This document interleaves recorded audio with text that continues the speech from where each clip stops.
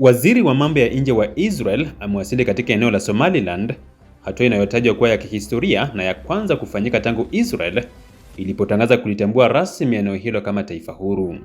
Ziara hiyo imefungua ukurasa mpya wa uhusiano wa kisiasa na kimkakati kati ya pande hizo mbili, huku ikizidisha mvutano wa kidiplomasia katika pembe ya Afrika. Gideon Saar aliwasili katika mji mkuu wa Somaliland, Hargeisa, na kufanya mazungumzo na rais wa Somaliland, Abdirahman Mohamed Abdullahi. Vyanzo vya serikali vya Somaliland vimethibitisha kuwa ziara hiyo inalenga kuimarisha ushirikiano wa kisiasa, kiusalama na kiuchumi kati ya Somaliland na Israel. Mwezi uliopita, Israel ikawa nchi ya kwanza duniani kuitambua Somaliland kama taifa huru, zaidi ya miaka 30 baada ya eneo hilo kujitangazia kujitenga na Somalia. Hatua hiyo ilileta mshtuko mkubwa katika siasa za kimataifa na kusababisha upinzani mkali kutoka kwa Somalia, ambayo imeeleza kuwa uamuzi huo ni shambulio la moja kwa moja dhidi ya uhuru na mipaka yake ya kitaifa. Somaliland ilijitangazia uhuru mwaka 1991 baada ya kuanguka kwa utawala wa kijeshi wa Siad Barre.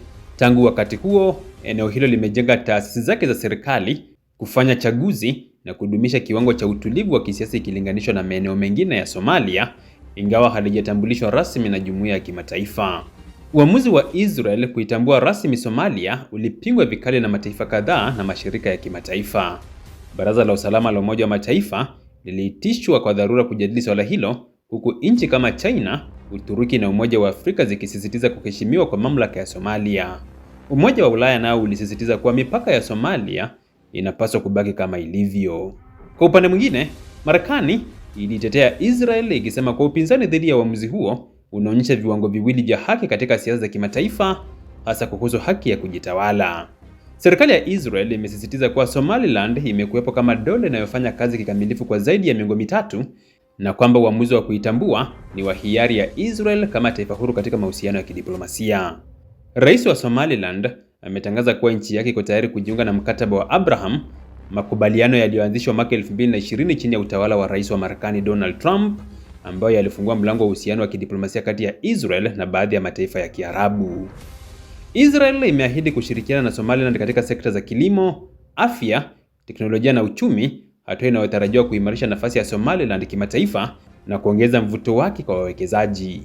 Wachambuzi wa masuala ya usalama wanasema hatua ya Israel ina sababu za kimkakati, hasa kutokana na umuhimu wa eneo la Somaliland kijiografia karibu na bahari ya Shamu na mlango wa Bab el-Mandeb, eneo nyeti kwa biashara ya kimataifa na usalama wa nishati.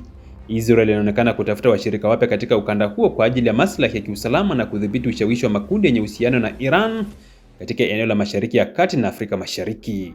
Ziara hii ya waziri wa mambo ya nje wa Israel inaashiria mabadiliko makubwa katika mizani ya nguvu katika pembe ya Afrika, huku Somaliland ikipata uhalali mpya wa kisiasa na Israel ikipanua wigo wake wa ushawishi wa kimkakati nje ya Mashariki ya Kati.